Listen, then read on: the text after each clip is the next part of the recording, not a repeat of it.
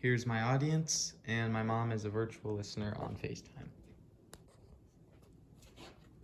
Okay. I think we all can agree that this generation reads quite a bit less than any other generation that has come before.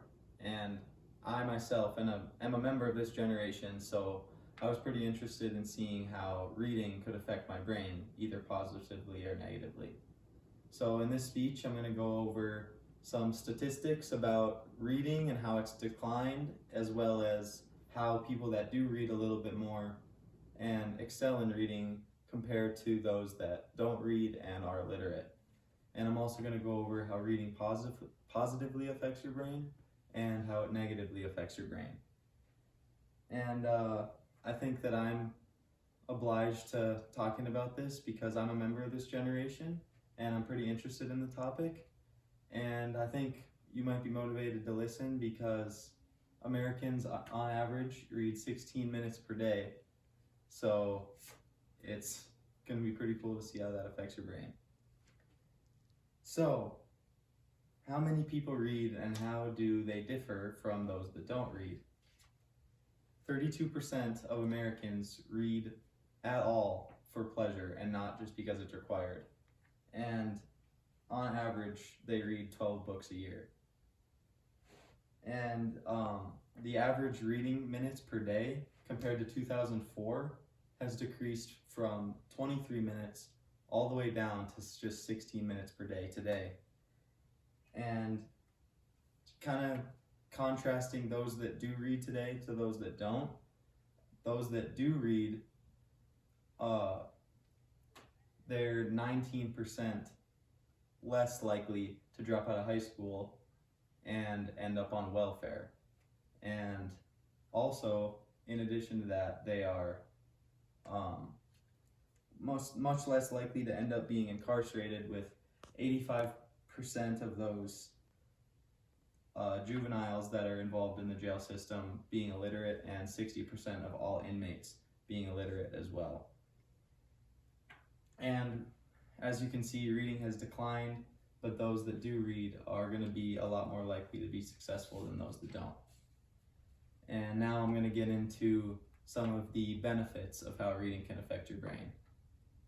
Which the first of those is that it enhances brain connectivity by stimulating the receptors in your brain and the complex circuits, and those circuits form connections that just get stronger over time as you read more and more. And the second way that it can affect your brain positively is that it can help lengthen your attention span, as well as improving your concentration, because obviously when you're reading, you have to focus a lot on the plot, which improves your concentration. And it can reduce stress levels and promote positive mental well-being by getting your mind kind of off the problems in your life and onto the reading. And it can also improve your ability to empathize with people by seeing the different perspectives through which the characters in your book are living through. And now that you know the positives, I'll get into some of the negatives because it's only fair that I do that. So, how does reading negatively affect your brain? There's not a lot of negative effects, but one of them is going to be eye strain, because letters can be pretty small if you're reading a long book. So if you're staring at that book for a little too long, then it can cause eye strain and some pain. And the second way that it can negatively affect you is that reading too late into the night can cause you to be more alert, which is going to lead to sleeping problems and some insomnia. And the last way that I found that it can negatively affect you is that you can develop an addiction to reading, which can take your focus off of the things that are important in your life and can take away from you and your daily activities and doing what you need to do. There's not many negatives, obviously, because reading isn't a very harmful activity. It's pretty productive, but it's still important that we're aware of them.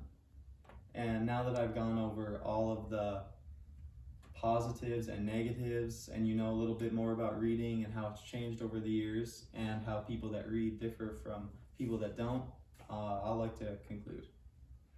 So, I told you about the statistics of reading and how it's gotten so much less common over the years, and how people that are reading compared to those that don't are less likely to be incarcerated and are more likely to graduate from high school and not end up on welfare.